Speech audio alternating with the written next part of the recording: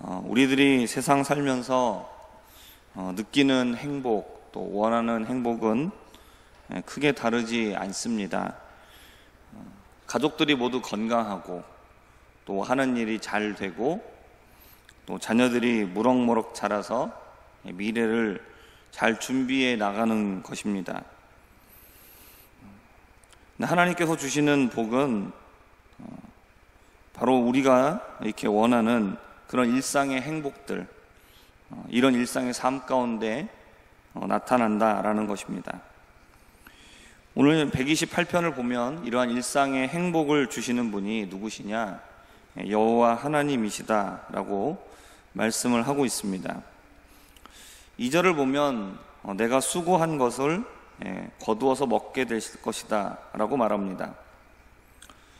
복되고 형통한 것은 우리가 하는 일, 우리가 계획하는 것들이 순조롭게 진행되는 것, 그것이 이루어지는 것들이죠. 사람마다 자기가 하는 일들이 형통하기를 원합니다. 하지만 그렇게 뜻대로 이루어지는 것은 결코 쉬운 일이 아닙니다. 오늘 말씀에서는 여호와 하나님의 복을 받은 사람들은 그렇게 형통하게 된다라고 말을 하고 있습니다. 그의 아내는 결실한 포도나무와 같고 식탁에 어린 자식들은 어린 감람나무와 같다라고 말씀을 하고 있습니다. 포도나무와 감람나무는 이스라엘에게 주시는 하나님의 풍성한 복을 상징할 때 사용됩니다. 열왕기상 4장 25절을 보면 솔로몬이 사는 동안에 유다와 이스라엘이 단에서부터 브엘세바까지 각기 포도나무 아래와 무화과 나무 아래에서 평안히 살았더라 라고 말씀하고 있습니다. 솔로몬 시대는 이스라엘에 있어서 가장 번성했고 부유한 시대였습니다. 그리고 매우 평안했죠. 그렇기 때문에 모든 사람들이, 모든 백성들이 포도나무와 무화과 나무 아래에서 평안히 살았다. 그 나무 그늘 아래에서 자신들이 가꾼 그 나무의 열매를 따먹으면서 평안한 시간을 살았다라고 말합니다. 여호와를 경외하는 사람들은 이 같은 복을 누릴 수 있다라고 하셨습니다. 여호와를 경외하는 사람들은 평생 동안에 예루살렘이 번영하는 것을 보고 또 자신의 자녀와 손주들이 태어나고 자라는 것을 보게 될 것이다 라고 말씀하셨죠. 하나님은 세상을 만드셨고 또 우리 사람을 만드셨습니다. 우리의 삶은 하나님의 손에 달려 있습니다. 하나님은 하나님을 경외하는 사람에게, 그리고 그의 길을 걷는 자, 그분의 말씀을 순종하는 자에게 이와 같은 복을 주시는 분이죠. 세상 사람들이 누리기를 원하는 일상의 모든 복들, 우리가 원하는 모든 복들이 모두 하나님께 달려 있습니다. 바로 앞에 있었던 말씀에서 수고의 떡을 먹고, 정말 아침에 일찍 일어나서 수고의 떡을 먹고 눕는 것이 헛되다라고 말씀을 하셨습니다. 왜 그러냐면 하나님께서 주시지 않으면 그것들을 이룰 수가 없기 때문입니다. 직장생활 하신 분들은 그런 것들을, 그런 원리를 이미 다 알고 계실 겁니다. 내가 밤새도록 열심히 기한을 하고 일을 해갖고 상사에게 올렸는데 상사가 결제를 해줘야 그게 통과가 되는 겁니다. 결제해주지 않으면 내가 아무리 밤을 새우고 열심히 노력하고 수고했어도 그 일이 헛일이 되는 거죠. 우리 인생이 그와 같다라는 겁니다. 우리가 우리 인생의 행복을 위해서 열심히 노력을 하고 아침 일찍부터 일어나 남들보다도 더 많은 노력을 기울이고 밤늦게 누우면서 수고한다고 해도 그 모든 수고에 대하여서 하나님이 허락해 주셔야만 열매를 얻을 수 있는 겁니다. 근데 오늘 1절에서 이렇게 얘기합니다. 여호와를 경외하며 그의 길을 걷는 자마다, 하나님의 말씀에 순종하는 사람에게 이런 모든 것들을 허락해 주신다라고 말씀을 하고 있습니다.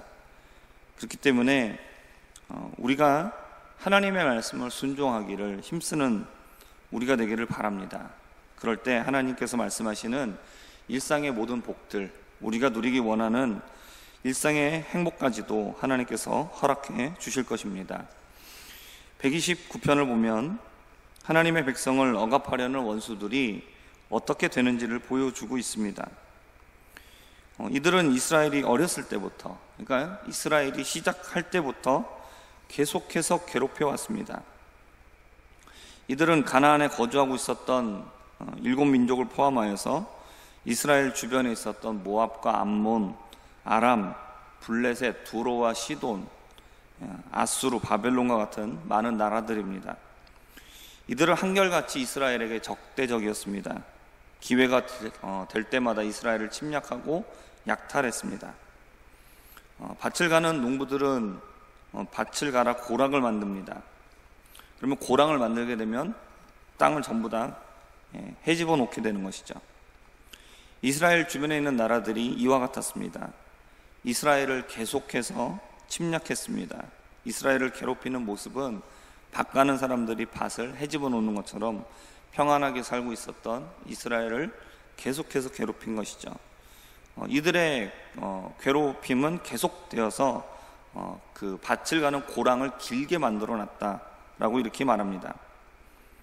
이스라엘은 항상 이렇게 주변 나라들의 침략을 받고 고통을 받았습니다. 그러나 그들의 뜻대로 이스라엘을 이기지는 못했습니다.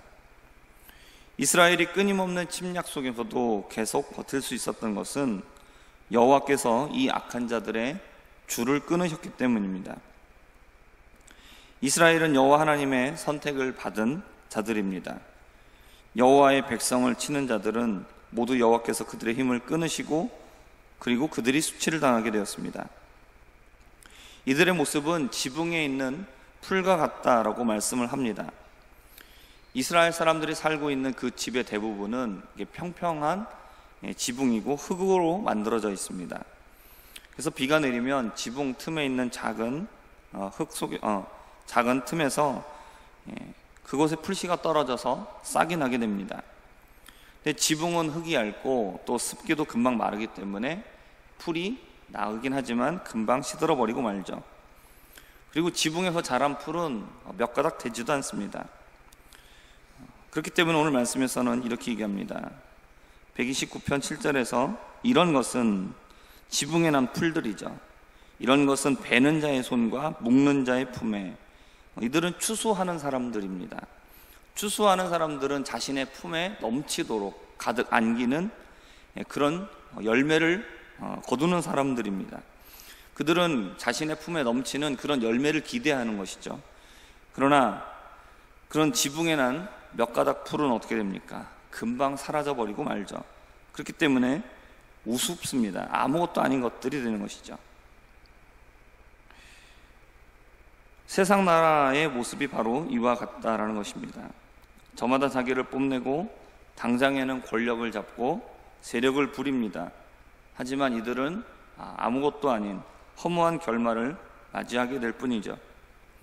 그러나 하나님의 백성은 어떻습니까? 오랜 시간 동안 고난과 고통을 당합니다.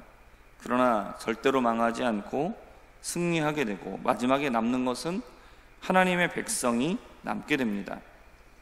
이것은 하나님의 도우심이 있기 때문입니다. 하나님의 교회, 성도의 모습이 이와 같습니다. 세상의 권세는 교회를 핍박하고 사탄은 성도들을 끊임없이 괴롭힙니다. 비록 그 과정에서 고난과 고통을 당할지라도 절대로 망하지 않고 오히려 이스라엘을 억압하던 하나님의 교회와 성도들을 억압하던 그런 세상 권세가 몰락하고 교회와 성도는 승리하게 됩니다.